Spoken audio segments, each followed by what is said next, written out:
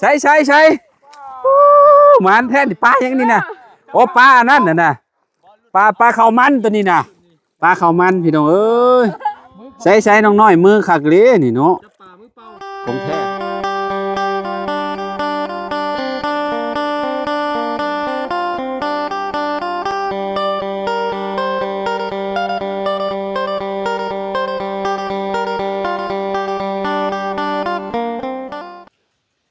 กราบสบายดีสวัสดีพ่อแม่พี่น้อง FC บัสสุขุสุคนเนาะบ่ว่าสิอยู่ในและก็ต่างประเทศพี่น้องมาพบมาพ้อกันเนาะกับเฮาคือเก่าคือเดิมพี่น้องเพิ่มเติมคืออยู่ทางพี่เด้อมื้อนี้พี่น้องอยู่ทางบ้านน้องน้อยเพิ่นเนาะพากันสิลงน้องมื้อนี้พี่น้องเนาะหลังจากที่เบิ่งเบาหญ้าเพิ่นลงมื้อนั้นเนาะเห็นได้ปลาหลายพอสมควรอยู่พี่น้องเอ้ยเนาะมื้อนี้สิพากันลงมาพี่แหละลองเบิ่งอีกพี่น้อยเนาะว่าสิได้กินจักโตมื้อนี้เนาะสิปิ้งกินอยู่นี่เลยได้มื้อนี้นะครับบ่าวตูนบ่าวยาวนี่เนาะน้องน้อยนี่อยู่แคมป์น้องเราเลยพี่น้อยเนาะคือสิแซ่บคักอยู่เนาะปลาสดๆจากน้องพี่น้อยเนาะอ้าวเดี๋ยวไปเบิ่งไปชมกันพี่น้องเอ้ยเนาะว่าสิได้บ่เนาะพี่น้องเอ้ยเนาะไสห่วยยังไงวะยาวก็14โอ้โหทำได้สบายดีสบายดีเด้อเอามื้อนี้สิได้จักโตเด้มื้อนี้เนาะแต่ว่ามื้อก่อนนะเมื่อนั้นเฮาลงส่งฮ้อนเลยอันนี้ก็ฮ้อนคือกันเลยก็ได้มันฮะเริ่มจากแรงเลยนี่โอ้อยากแรงแต่ก็อากาศอบอ้าวอยู่นี่อันนี้บ่น้อยมีอะไรเฮาต้องลงไปอัดหูไปก่อนเนาะผมลงไปนะใส่แยงใหญ่ๆเนาะบาดเดียวเลยเนาะแบบไปทางนั้นจวดไปเลยมันเมื่อนั้นน่ะปลาคอรุดตัวนึงเด้ตัวใหญ่เนาะตัวน้อยทุกคนเฮ็ดปลาคอเฮียตัวนึงมันเต้นออกบ่ได้ปล่อยว่าปลานี่ปล่อยปลาปล่อยนี่ปล่อยสิสอนเอานี่ประมาณใหญ่เด้ประมาณ2 นิ้วจะบ่ใหญ่เด้เจ้าจะเฮ็ดแนวใดลงเจ้าบ่ได้ถอดส่งบ่ได้ขอยเห็นสินบ่เจ้าได้ซะส่งหาก็มีจะใช้ส่งได้บ่ส่งหาจานหาก็มีใช้สินแล้วครับแต่ที่จะบ่ติดเรื่องเลยว่าผู้ใหญ่ผู้ชายสินโอ้ยสิเป็นหยังใส่แล้วยังคักเลยเจ้าจิกล้าใส่บ่สักเจ้าบ่ฮะเจ้าบ่ว่าเจ้าจิกล้าใส่บ่กะบ่กล้าเลยแหละเบิ่งก่อนมันบ่ได้เลิกปานใดละว่านี่บ่เนี่ยมันล่มแต่ว่ามันล่มเนาะมันจะเข้าขี้ต้มแล้วเขาว่าคันปลาน่ะคือเงียบแท้คือยังบ่ลงมาอยู่สิได้ยินเฮาห้องอยู่ติโอ้เสียงเลือกปากเลือกหน่อยแม่บุแดงกัดข่อยเว้นเขาว่าจะเป็นหยังซะดอกแล้วว่าหมดแดงหมดแดงบ่ครบพากันไปหมดแดงพากันไปนี่ไข่หมดแดงบ่ไข่มันแล้วกลายเลยมันตึงเลยตึงเนาะตึงแล้วมีแต่ตึงจำหัวหน่อยนี่น้องอันนั้นบ่น้องควันบ่ได้บ่ไข่หมดแดงนี่เนาะไปมาแล้วบ่ไปหาน้องควันแล้วบ่ไปยังบ่ได้ไปใช่ไหมยังอยู่นี่แต่เช้ามาก่อนมากับหมู่กันพวกยังบ่ได้ไปทางใดอยู่เงินเจ้าของอยู่ไงมื้อนี้คิดว่าชุมเจ้าไปทางนั้นมาฮ้อนน่ะก็เป็นไปเอาได้พี่น้องเอ้ยเนาะอากาศฮ้อนแล้วก็มันขินง้อเนาะแปลว่ามาฮอดพี่แหละมันฮ้อนแล้วจักสิแบบไปทางใดนะพี่น้องข้อยกับมื้อนี้บ่สิบ่ได้ออกมาแล้วมื้อนี้มันหักเบิ่งอากาศก็คือว่าบ่อันนั้นปานใดว่ะบ่หนาวปานใดเพราะว่าไกลเด้ขับรถมาโอ้หลายโลอยู่เด้ข่อยเนาะจากบ้านห้วยยางมาเซโนประมาณ23จากเซโนต่อมาพี่อีกประมาณโอ้หลายอยู่เลยเนาะประมาณเกือบ50พุ่นจักว่าก็ยังบ่เห็นแม่ประมาณ50 50 60พุ่นแหละไปกลับก็100ปลายเนาะไปกลับ100ปลายเด้พี่น้องแต่ละมื้อน่ะ เดือดเติบอยู่ไกลอยู่อย่างอาจารย์เพิ่นไกลกว่าหมู่ แม่นข่อยไกลกว่าหมู่คันว่าอยู่ใกล้ก็สินัดกันออกแต่เช้าอยู่ ไกลอยู่ปฏิท่าเพิ่นบาดเพื่อเพิ่นสิฮอด ก็เลยมาก่อนถึงมายามมา คำ ก่อ ว่าน เช้าเราก็ต้องเช้ากว่าเฮาน่ะ แม่นข่อยก็ต้องเช้ากว่าเจ้าอีกประมาณ 7 โมง 8 โมง ชั่วโมงไปค่อย ไปสิตื่นไวแท้ประมาณ 7 โมงก็ยังอยู่ในบ่อนนอนอยู่ได้7 โมง ถ้าประมาณจะสิออกมา8ออกมาเฮาสิออก8โมงเจ้าต้องออกมาแต่7โมงน่ะ แม่นประมาณ ฮอดน่ะจังไง คะแนนว่ายาม ก็คื ฮ้อน ประตูน่ะสิออก พอ แต่ ตื่ เทื่อน แต่ อยู่ มื้อนี่แล้วก็ต้องโทรหาข่อยก่อนเด้ อืม เพราะว่าข่อยยังบ่ตื่นเด้เผื่อเราออกมานี่ก็ข่อยก็อาบน้ำอาบใน ไผไปส่งลูกเจ้าแต่ละมื้อบ างมื้อก็เมียบางมื้อก็น้องเพราะว่าน้องเพิ่นไปเฮ็ดเวียกอยู่ห้านพอใจ อ่า เพิ่นสิได้ตอนเช้าแล้วเพิ่นสิไปตลอดเนาะเพอแล้วเพิ่นเป็นแอดมินอยู่หั่น แล้วไปอ๋อคือแบบเจ้าบ่ยากไปส่งก็ได้ ค่อยบ่ได้ค่อยไปหรอกค่อย คือบ่ตูนแล้วบัด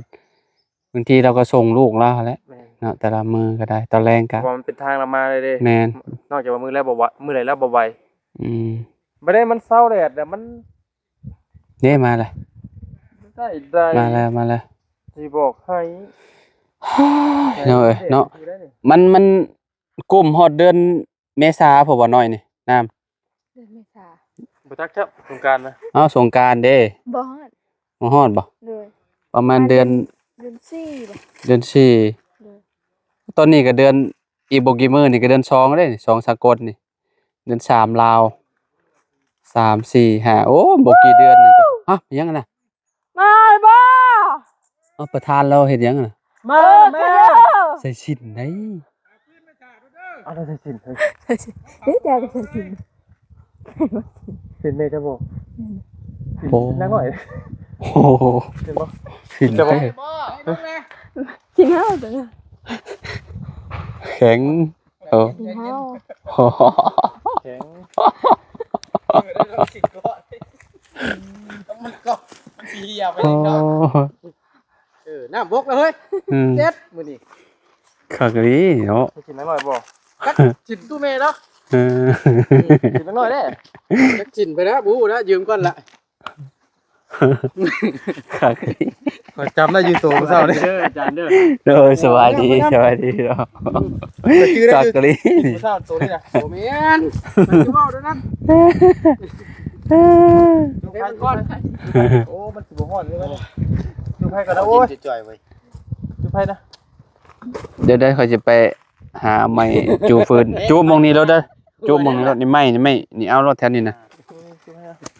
ไม้มีนะเด้ให้ได้ไม้อยู่หั่นก็มีนะ ดูนี่ร้อนๆนะ นี่เอามองนี้แล้วบ่ยาวเบิ่งเอาพื้นก่อนแป๊บนึงคักเลยประธานเฮ็ด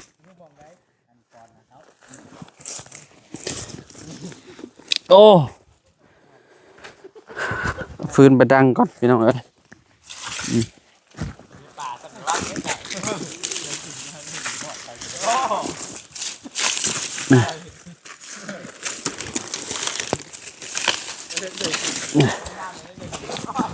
แต่ใส่คือบ่เจ้าคะแนนมีวิกคักแล้วใส่วิกไปเลย เป็นบ่ยาวเวลา อืม เหี่ยวเวลาผู้หญิงเนี่ยเนาะคือผู้สาวคนนี้ตีปากไปแล้วเจ้า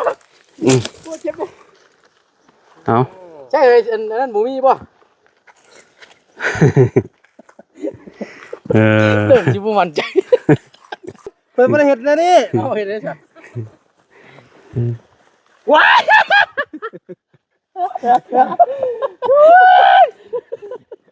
แดงแหวง แดงที่มันแหล่ติกินดำบ่ ข่อยก็ดูว่าหวานอยู่ชิดกล่องดิโอ้ยว้ายเหมือนยังก่อยอดจะเหยียบน้ำที่วีเดน อืม ว้าย ไปเช็ดเหี่ยวเลย ฉูดนั่นบ่เอาออกรถใหม่นี่พอน่ะ อ๋อเสือใหม่ใช่เมียเขาให้ เนี่ยข่อยยังก่อนน่ะ ไม่ฮะได้สิเด้ ออกรถน่ะเอ้ย นังใส่ก็ได้จับจับ ช็อตก่อน มันบ่มีขาของเจ้าน่ะ มาหน่อยเอามาพี่นี่ไปส่งก็ได้ ให้มาใส่ให้น้องใส่จับก็ได้ มันเป็นหนึ่งเด้อ โอ้ได้ ต้องไปช่วงหูไว้ก่อน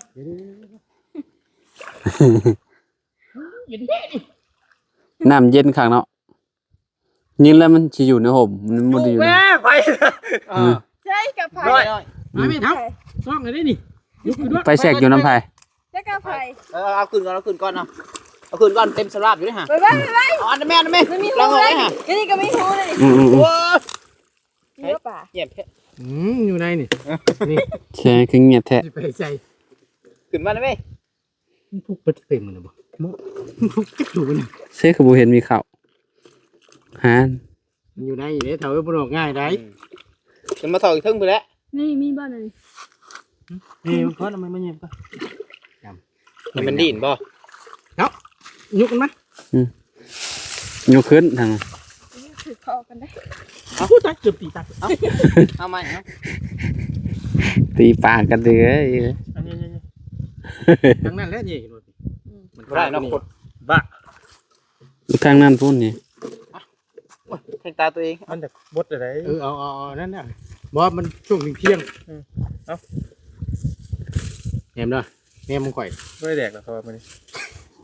บ้ามันพุกสิบ่ใส่ ผูกนะมื้อนั้นน่ะ เงียบกิ๊บ มื้อนี้บ่เข้ามื้อนี้นะ มันจะทำย่อจ้ะ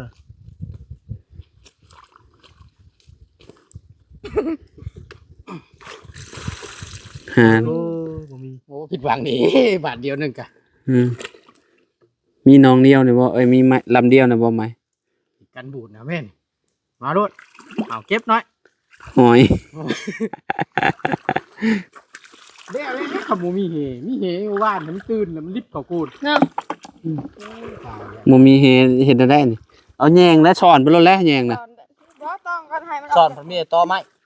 เขาขึ้นผมมีต่อมามีตัว ขึ้ สุ น ดแล้ว ไม่ขึ้นพระ มีแต่สลามบ่โอ้คืออยู่ ลงมาแม่ อืม กินง่ายติเพิ่นสิกินง่ายแท้มื้อนี้อาหารมันบ่ได้เนี่ยเลยกับเบิ่งคักเดี๋ยวก็สิเก็บหอยแล้วมื้อนี้ เจ็บหอยต้มกินซะเขาว่า หน่วยใหญ่เด้ออาจารย์เด้ หอยป้อหลายอยู่เด้อน่ะ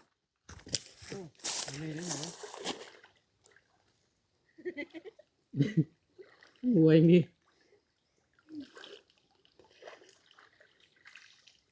โอ้ยบ่หานั่นมาแล้วนี่โอ้ยมาติมันก็ใส่เฮแล้วหวานไหลมันแล้วมันปบเข้าไปอยู่นั่นน่ะ นี่เด้อไร เด้อ แม่ผมมีเนาะโอ้ย เซ่ขอนมันน่ะ ลงน้องวันนี้ผิดหวังเด้อมื้อนี้นะเป็นน้ำบ่มีแฮนี่แหละมื้อนี้นะ เอาลงเส้นหน่อยมื้อ อันนี้ทำผิดได้ฮะทำผิดได้แบบอยู่ โอ้นี่ตายคู่ปะ ก็บ่ค่อยเห็นอันไม้สั้นๆบางทีว่าเจ้าเอาขึ้นมานั่นนี่ป่ะ จกแล้ว จอกแล้วไปจอกแห้ง มันดูเผ็ดมือเว้ยเจ๊ยอนั่นมันหยอกมันแล้วอ่ะมันบ่ได้มันตันเนาะ เท้ามาลัดพี่เท้า พูด มาลัดพี่ เห็นบ่ปลา นะมาลัดพี่เจ้าเห็นบ่มาลัดพี่ก่อนเดี๋ยวเอานี่ก่อนเจ้ากี่ตัวปุ้ทูนเจ้ากี่ตัวปุ้ทูนก่อน โอ้โทนแม่น ตอกเลยอึ๊บ โอ้ยมีหูมันอยู่ บ่เพราะว่าเขายังบ่ได้กวนมันได้มันไปได้ มีบ่ มื้อนะฮะกวนก่อนเนาะ ปุ๊บเขาบัดน่ะเอาเฮมากวมนี่ก็ไล่อยู่แน่นี่ก็โอเคได้นี่ มีได้มียาสินนะเรียนมีปลาหรือมียาสิน บ่มีเลยเอ้า มือล่วงดู นี่แม่ อันนี้อ๋อ มีแต่มีตัวเดียวห่างเลยเนาะ ตัวหวงสัตว์ตัวหวงอีก ช้คอนเดียวมั้ยเฮ้ย เนี่ยจิ๊บ อ๋อ นี่ได้คอนนึงนี่เมื่อนั้น4ตัววะแต่ว่าเจ้าของเขามาเอากินบ่รับจักโอ้ยยักอะไร ถอดบ่ ทอดได้ตัว ถอดบ่ ใช้มูมันไงน่ะ เฮ้ย บ่รถ เป็นน้ำน้อยบ่ลงบ่จัก ลงไปน้องน้อย น้อย ผ้า เฮ้ยยกรัดนี่นะยกอะไรเลย เอาแยงมาบ่นี่ แยงมือ อ้าวลงมือละบาดลงมือสอนละ โอ้ยเย็น งูคุณงูมันกับกู ใส่ขึ้นขึ้นโอ้ได้แล้วใส่เอาดีกว่าบ่ยาว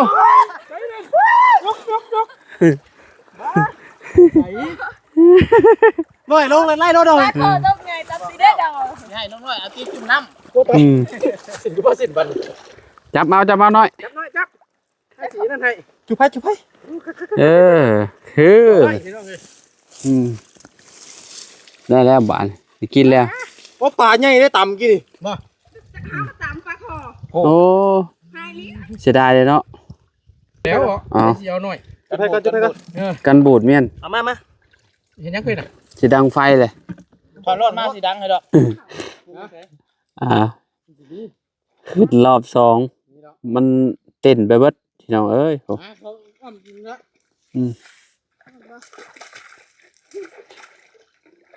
ไอ้สิแก้พังเด้อ โห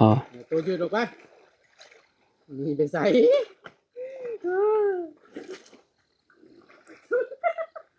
โอ้ยอย่าผ่ามัน เฮ้ยเอาไปอีกใกล้พุ่น อ่า ดึงอีกเฮ้ย ตึงไปเลย โอ้ ไปใส่จับ ไปแล้ว ถอนไม้ได้อยู่ โอ้ดีได้ผู ถอนไม้ละถอนไม้อื่น ประกอบอยู่แค่นี้แหละ ติดกับคอนไม้ เบิ่งด้วยครับ ติดคอนไม้ เอาขึ้นป่ะ มาเลยจุ๊บมาเลย เฮ้ย คะแนนเปิดถือโอ้ได้อยู่ตัวหนึงเออ เอา หนึ่งตัว เจ้ากุ๊ก ก้มไงหนึ่งก้อย ก้อยกุ้งบ่จูดใจไปเลยกุ้งก็ลายเนาะ เอามา โอ้กุ้งก็เก็บอร่อยนักน้อย ทำไมเมื่อกี้เนี่ยมันจะเข่าถอนไม้นี่ โอ้กุ้งหลายเลย เขายันปลาโคมันยังมันซ้อมหนังเหมือน ก้อยคักเด้วยนี่ ความตื่นนี่ คนมักก้อยนี่เนี่ยผู้ป้อมีแต่ตัวงาม ชิดเขา ๆขาวๆเลย ชิดนั่งชิดรถเอ้ยนั่นแหละเอ้ย โอ้คักเนาะ ตรงนั้นจุ๊บไปก่อนโอ้ติดอยู่มาไปใส่ อืมเอามาให้แม่เจ้าครัวคะแนนบ่นั่นกันเนาะ แม่ อันกุ้งนี่ ปีกบ่ ฮะว้าวกุ้งได้สิย่างบ่กุ้งตัวน้อยๆนี่ กุ้งแรปเตอร์ได้เนาะ ได้นอดจานเนาะ กุ้งตัวน้อยๆสิย่างโอ้ยว่ายาวคือนี่เด้โอ้คักอยู่เลยนี่ ปีนมาได้ ให้ผู้เฒ่ากินกันสำนี่ก็โอเคแล้ว กุ้ง ก่อนเบิ่งไล่มันออกก่อน เอาเจ้าเอามอบเจ้าได้บัตร มีแฮคักโยนน้องๆเนาะ เลย แบบว่ามันหวานไปหวานมาเด้ให้มันเข้าอันนี้มั้ยฮะ ติดละติด ประคอบไปยังอ่ะไอ้จื้นถ้ากันถอนก็ได้แหละนะ เอาก้อนน่ะ ปลาละปล่อยได้นี่พี่น้องเอ้ยอันนี้นะ ปลาเลี้ยง แต่ว่ามันบ่ใหญ่เนาะ ไปยืด มันปลาจีนนี่นะปลาเกล็ดแรด มีแต่ปลาธรรมชาติ บ่ ได้มื้อนั้นมีแต่ปลาธรรมชาติ ปลาพวกแบบว่าเฮาบ่ได้ปล่อยใหญ่อยู่แบบนั้นน่ะ ประคอบปลา พี่ ดุ โง่ ก ขึ้นมาพี่ได้จังบาท โอ้พี่น้องเอ้ย ไปเจพูดหลังโง่เขามาพี่วันนี้ สิ้นประตูแล้วพึ่งวับอยู่โอ้จักหน่อยก็ขี่เด้อเขาว่านั่นน่ะเฮ็ดแล้วบัดนี้เอ้าพงลมล่ะ เอาปลาไทยจะถือสากมาบ่ บ่ โง่พี่เอาขึ้นเจนี่ก่อน ซ่อนจนมันถึกพุ่นน่ะกลับไปกลับมาพุ่นไว้มาพี่อะเด้ไว้มาประตูนไว้กลับมาทางข่อยพี่ขึ้นมาดิโอ้ โอ้โอ้โอ้โอ้กุ้งลายเลยนี่โอ้กุ้งมันจะตัวใหญ่ๆเฮ้ยข้างเลยนี่โอ้ยคุ้มแล้วบัดนี้เอา จะปานแน่ไอ้คือได้ต้มได้ลาบดอกเสร็จ โอ้ลายเด้อ ได้กินมุนกี่ต้มบัดนี่เบิ่งรถบ่เชื่อ ไปคือแจพุ่นมานี่ เจ๊พุ่นเนาะเอ๊ะมันมีอยู่ทอนึงตัวน่ะ ไปคือแจพุ่นระยะบัดนี่ เอ้า มันบ่ได้ปากคอ โอ้มันหมุนต้มแล้ว หมุนต้มและประคอเขาว่า แต่ว่าเฮาว่านกวมมันได้แหละเฮางุ้มได้ โอ้ลายแหละพี่น้องเอ้ยผู้โอ้ เพราะว่ามันก็พกมันบ่ใหญ่อยู่แล้ว บ่ใหญ่ดอกใหญ่สุดสำนี่แหละเพราะว่าอีกบ่โดนนี่น้ำมันก็บกนี่ก่อนมันนี่เนาะน้ำบกแล้วก็แล้วบัดนี้เราต้องไปเอาไปปล่อยน้องไหม เป็นขี้เว้นตัวนี้เด้อโอ้มันอ้อมเด้อ ถ้าน้ำบ่ล้นนี่คักโยนี่เอาปลาดุกพันมาปล่อยเนาะอันนี้น้ำล้นบ่ไหว้มันไปมันปลาเบินอยู่แล้วโอ้อันโค้งไปทางเบาหญ้าผมบัดนี้นะ ให้ไปแม่นออกจากหูก่อนเอาปะคอก่อน ปิ้งปลาคอคักอยู่ ถอนแน่นะ กันเลยโอ้ เจ้าพี่เก่งกว่า มา เก่งกว่ามันโดด คะแนนเน้นกุ้งนะโอ้ยสอนไปสอนมาหาเต็มรถเองนะ ดึงไปตัวน่ะเจ้าพี่ ได้ใคร ข้านี่แล้ว มาแม่ไปนี่ มานั่นเลยมันข้าไม่เนาะข้าสลาม น้องผมบอกไว้นี่ ไปชี้ขาเบิ่งนี่ รุ่นอยู่ด้วยนี่รุ่นอยู่ได้รุ่นให้ปลาคอถึงนี่ น่าเลยปะคอ เนาะ โอ้ใส่ผ้าเมื่อวานลงแล้วติดมองอยู่ปะคอค่ะ โอ้ ใส่ผ้าเห็ดปะคอติดมอง บติดรอบนี้นะครับว่า มี มีแต่กุ้งกุ้งกับโบมีคือกัน ประมาณนี้เนาะ หมูมานรอบนี้เนาะ ขึ้นเลยบัด แมนวนบัดนี้นะได้สำนีก็พอเลยนี่พอแล้วสำนีก็ได้ ไม่ได้ชนิดดีทำไรได้ แมน กินบ่ แรกๆเขาคิดว่าสิบ่ได้ใช่ เอาอีกบัดนึง กิน ไป บ่ ไปอันโค้งไปพูดเด้อโค้งเลยก็กลับมาพี่เด้อ สิกินบ่นี่ กินได้บ่ ฮะ สิกินบ่นี่ เอาให้ได้สาบุกินบ่ บ่อันสิกินอยู่นี่บ่ อ๋อไปกินเที่ยงบ่ แล้วแต่ได้เบิด เขาก็แล้วแต่หมู่คือกัน ในบัด หมู่ว่าไปอยู่เที่ยงก็ไปแหละ กินนี่ก็ ไป ได้ เล่นบรรยากาศอยู่นี่ก็เอาดิ บรรยากาศอยู่นี่ก็ดีแบบนึงเนาะอยู่เที่ยงก็สะดวกสบายหาล่างแข่งล่างค้าแล้วก็ปิ้งกิน ได้เบิดได้เบิด จบแล้วก็ไปแหละ ไปซะ เนาะ วนน้ำพี่ทางเก่าเด้อ มันได้เลยเด้พี่น้องเอ้ยเนาะ ที่เดี๋ยว แล้วแบบว่าบรรยากาศตอนสอนตอนหยังมันก็โอเคอยู่เด้เนาะได้เด้มึงเนี่ยโอ้โอ้ อ๋อแล้วบัดนี้ บนมาพี่ วนมาโอ้ถือปลาคอใหญ่เลยฮะ ปากคอใหญ่เลยนะ เข้าร อบนี้บ่ตามดอกเขาบังน้ำมัน รุดได้เฮ้ย ไปแล้ว มีไปใส่ดิมีอย่างนั้นหน่อย เด้หัวรอดเรียบร้อยรถนี่ตัวนี้นะ น้องก็แตะ เบิดน้องรถ รุดสอดดิรุดสอดดิ นานเอ้ย สองโต สองบาทนี่ ได้แล้วนี่ก็ โอเค ได้แล้ว กู โอ้ เมื่อยเด้ พวกกุ้งพวกหยังเอาไปรถน่ะ เก็บรถนะ ไปซิวมาให้แม่ตู้อู้น่ะ ได้อยู่ดอก ได้เลย โอ้ อู้น้ำนิดหน่อย อู้ใส่น้ำน้อยๆแล้วอันปั้นเข่าดีๆเนาะ โอ้ครับ โอ้ใส่ ให้กินหอมๆกับพี่ต้องกล้วยเด้อ แม่น เนาะ แล้วก็เห็ดแจ่วหมูพริกเนาะแล้วก็เอาตุ้ยใส่กันป้า สุดละ มีตู้ยังมีเฮานี่เป็นเด็ก เฮานี่ ฮะ เจ้าจะหมอตู้บ่อยู่นี่นะไปตู้ย่าไปตู้ตุ่น เฮาก็มีปากมีท้องกันเด้อ ตู้ยาวตัวเนาะตู้เลยจ้ะโอ้ยพอแล้วบ่นี่ ล้างเอง แล้วเนาะ ล้างรถไปซะเนาะ เจ้าละ30ได้ป่ะ โอเค31 เออไปซะโอเคได้พี่น้องเอ้ยเนาะ ปากคอล้างหอยแล้วเด้อ เอา เนาะ ได้เดียว บ่ได้ซ้ำปลาคอได้แต่ปลานี่เนาะพี่น้องเอ้ยได้แต่ปลาอีหยังปลาจีนปลาอีหยังน่ะปลาเกล็ดแลบพี่น้องเอ้ยปลาที่น้องน้อยเพิ่นปล่อยแหละเนาะ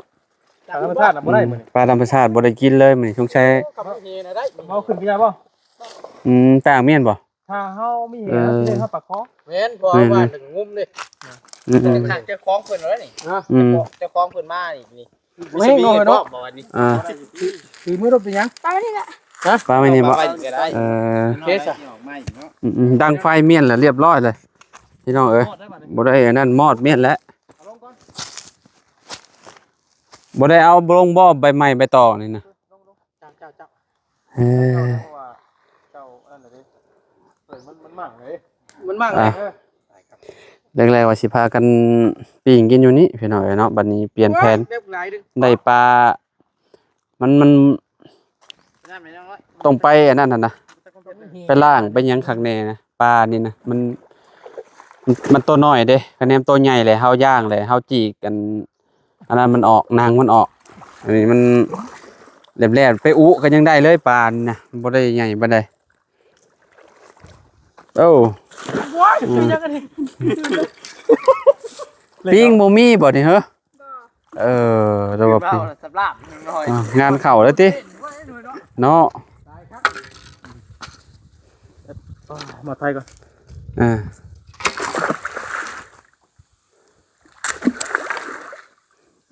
มอดจนหน่อยมันสิลามไปป่าไฟใหม่ป่าแถวนี้งานเข้าอีก